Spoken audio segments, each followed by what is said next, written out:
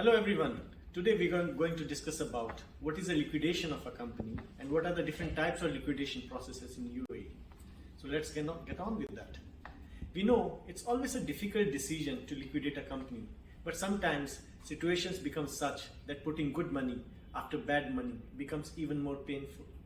So to alleviate this pain, to some extent, we at Premier Brains help you in understanding the liquidation process in more clear terms, and to assist you in formal closure to avoid any repercussions in future. So liquidation in simple terms means winding down of a company. In UAE, it can be below two types: court-driven liquidation and a voluntary liquidation. A court-driven liquidation are mostly covered through the UAE bankruptcy law, and it consists of two key court-run procedures as below: preventive composition and bankruptcy. A preventive composition is a court-led, court-supervised procedure available to a company. The procedure aims to facilitate the rescue of a business by helping the company reach a settlement with its creditors. An important point to note here is rescue, which means company going through financial difficulties but not insolvent as yet.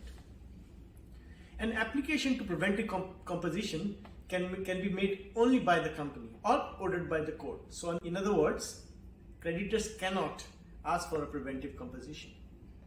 In case of a bankruptcy, it can be further split into two: a formal restructuring and insolvent liquidation. A company is required to file for bankruptcy if it has ceased payment of due debts for over 3 consecutive business days due to financial difficulties or where the company's assets are insufficient to cover the liabilities.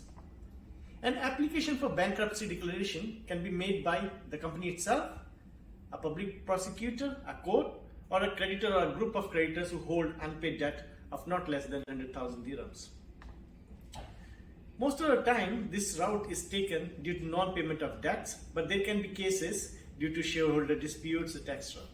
In these cases, liquidators and experts are appointed by the court. Now the next one is voluntary liquidation. This happens when the management decide to liquidate. The procedure for voluntary liquidation is provided in the UAE's company law, and liquidator in these cases are normally appointed by the company's management. Henceforth, we will be discussing about the voluntary liquidation. Some of the important questions in a voluntary liquidation are as below. So how does the liquidation start? What is a board resolution and why is it required? What is the role of a liquidator? How long does it take to liquidate?